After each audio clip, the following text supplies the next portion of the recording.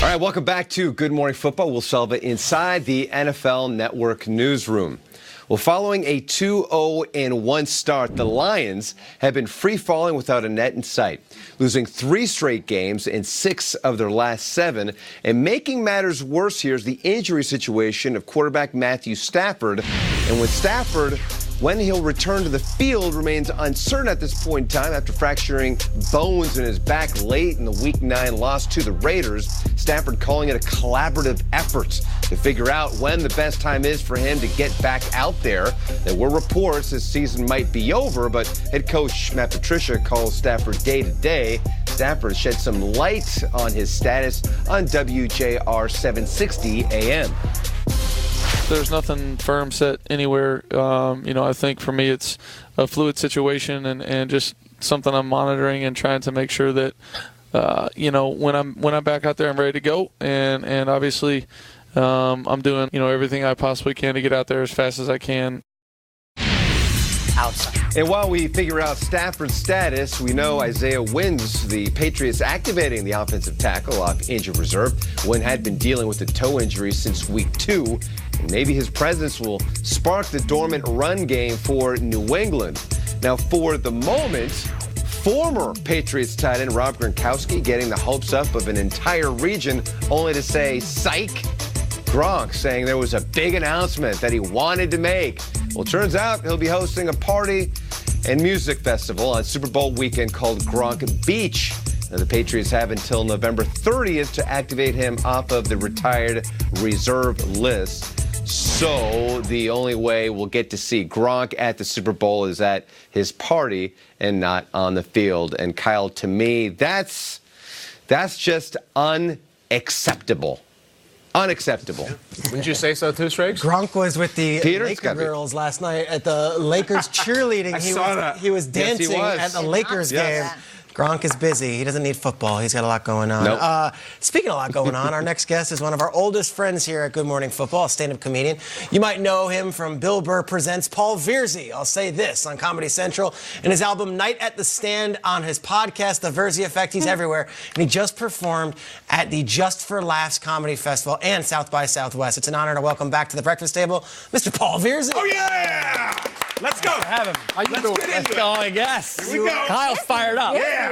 You're busy. Yeah. You were on the show in October, and you were excited about the Daniel Jones experience. Yeah, still am. A month later, where are you at with the Daniel Jones Giants fandom? I think he's the guy. I don't think, what are you going to do? You're not going to draft somebody else. I've seen him make the throws. I think he can do it. You got to get rid of the ball, though. I mean, this guy's handing the ball off to the defensive lineman. This guy's fumbling a ton. But I think he is the guy. So I'm on the and by the way, I was going to give you crap for it. I like the Danny Dimes. I like the Dimes because, I know you hate it. A comedian comes on the show and says, I like Danny Dimes. No other alternatives, but hey, thanks for that material. Yeah. Real creative, Paul. That's good. Here's some material. Let's talk about the other New York team. Sam Darnold comes out and says, technically we still have a chance at the playoffs despite being 2-7 at the time. Yeah. 2 weeks removed from that statement, as a guy who gets New York, who gets the Jets, who gets the media, what are your thoughts on the Jets making that run? Listen, I'm a dreamer. Listen, like I like it already. My wife's gorgeous, right? My wife's gorgeous. Not to brag. No, my wife's gorgeous, and when we were dating, 4 years before we started dating, she was in a relationship and I was in a relationship, and I said, I'm going to marry you. Now, some might have said I was the Sam Darnold in that situation, trying to make the playoffs, but I'm the exception. He's absolutely not going to make the playoffs. You got a better chance of the Pope delivering a pepperoni pizza to this studio right now than the New York Jets being in the playoffs. As a matter of fact, how about this? Where's Alberto? If the Jets make the playoffs, I'll come to the studio dressed as the Pope, and I will hand each of you a pepperoni pizza. Wow. Yes, come in. Yeah. There'll be a lot of white smoke that day. I don't even need the pizza. I just want to see the outfit. What do you got, Adams? You're rooting for the Jets now. Yeah. All right. So you're talking about being in a relationship. People were concerned about marrying Kirk Cousins a couple years ago. The Minnesota Vikings did just that, and now he's coming off 2 big wins. Where do you stand on the Kirk Cousins, and has he won over your heart as a football fan? As much as I hate to say it, because I don't trust his face. I don't trust his face. Like, he's just one of those guys where I'm like, I'm Sicilian. I feel like I can smell a rat. I don't trust the guy's look, but I saw him pick apart my Giants. I know it's the Giants in front of me, but he's also done it on other teams. Right. So I have to say, Kirk Cousins has turned a corner after all this stuff. Yeah, he has, but I still, but we'll see him in the big, he may fold under questions in the playoffs. He may fold under questions. Kirk Cousins in any of your stand-up? No. Will you? No. We'll see. You're kind of leaning If he throws a big pick in a big playoff game, I may come out and say I saw it on his face, and I knew he was a rat. Yeah. And if you say it, you'll hear it on the podcast that he does. His favorite segment that we talk about, even when you're not here, is acceptable or unacceptable, because it's very easy to listen to when you're walking around in New York City, and I listen to it all the time. So we're going to give you some statements based on the 2019 NFL season, and you tell us if they are acceptable or unacceptable. You game? I'm game. All right, I'm going to start with the Ravens here. The Ravens are the best football team in the NFL right now. This is so hard. This is so hard because this can be either acceptable or unacceptable, because what Jax is doing is just, it's wild what he's doing. He's fantastic. I mean, even when he got sacked even when he got hit, he looked graceful.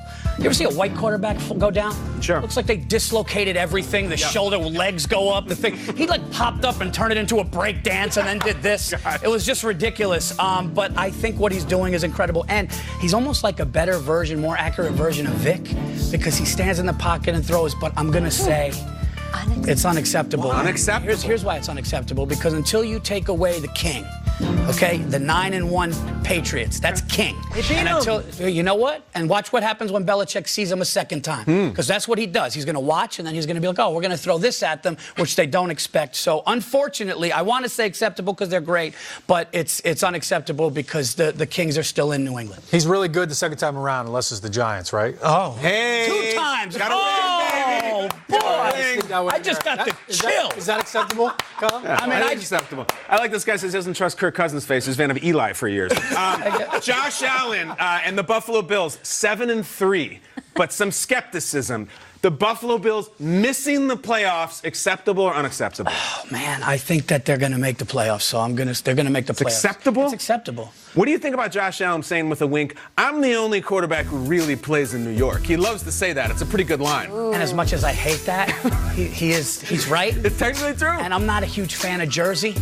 Right. It's kind of, so fighting words. And you know what? Allen's got a little bit of cockiness and swag to him, and I think a guy like that can get his team over. So I'm going to say acceptable. Acceptable? Yes. Okay. 49ers, there right now, if this playoffs were to start today, home field advantage, #1 seed in the NFC. They got a lot of tough games coming up. 49ers, as is right now, are the best team in the NFC. Acceptable statement or unacceptable?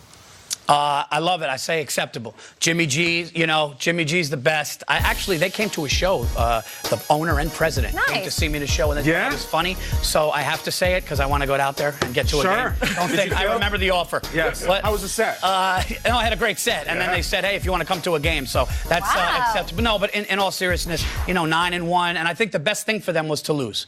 Sometimes you got to sometimes you got to take a loss. Because then you got the target on you, the spotlight's on you, everybody's gunning for you. Take a loss, get that little humble pie, but I think NFC, I would say yes. Acceptable. All right, Paul, real quick, the Chicago Bears, people are talking about should they move on from Mitch Trubisky. Acceptable or unacceptable? It's acceptable. I think they should move on from him. I think it's a wrap. Yeah, I think he should go model or something. He's a good-looking kid. He is very good. Oh, you're all about the face. Yes. I saw a picture of that kid in a suit. I was like, this kid's gorgeous. Yeah, he's good looking. Like, this kid's gonna be fine. At first, you feel bad when you're like, oh, I don't want a guy to lose a job. Yes. But then I just saw him like modeling a suit, holding a football. I was like, this guy's gorgeous. He's gonna be fine whatever he does. Looks like a mannequin. yeah. He's just like I'm not worried about you. You're gonna make your millions. Might be a good thing. Yeah. It's holding him back from Mr. Pauling. And we're saving him from injury. Just go put a suit on, do this in a J. Crew, whatever. Beautiful. Well, there are too many things going on in your life. Tell us all about it. Well, tomorrow I'm actually flying out today to Houston. I'll be headlining the Houston. It's the Thursday night football game in Houston. We got to combine these two. I'm working. No, we got to do the pregame. I would love to. But I'll be in Houston at the Improv this Thursday through Saturday. Next day after Thanksgiving, I'll be in Dallas at the Addison Improv. And man, I got some cool stuff. First major motion picture, Judd Apatow. Yeah. Yeah, it was the first. You know, I've done like sketches and I've done like independent, but this is like the first. You know, being directed by Apatow for the new Pete Davidson movie was wild. That's already in the can. That's coming out in June. So yeah, it's amazing. It's pretty cool, man. Thank you. Paul Virzi, please don't forget us when you're big time. No, stop it. You guys put me on here so long ago. I love this place. You guys are my favorites, by the way. Thank you. Awesome. Thank you. We will be back here, so we have to leave Paul Virzi right now because we. All right. Sorry, we have to do it. He's going to go to his Airstream trailer.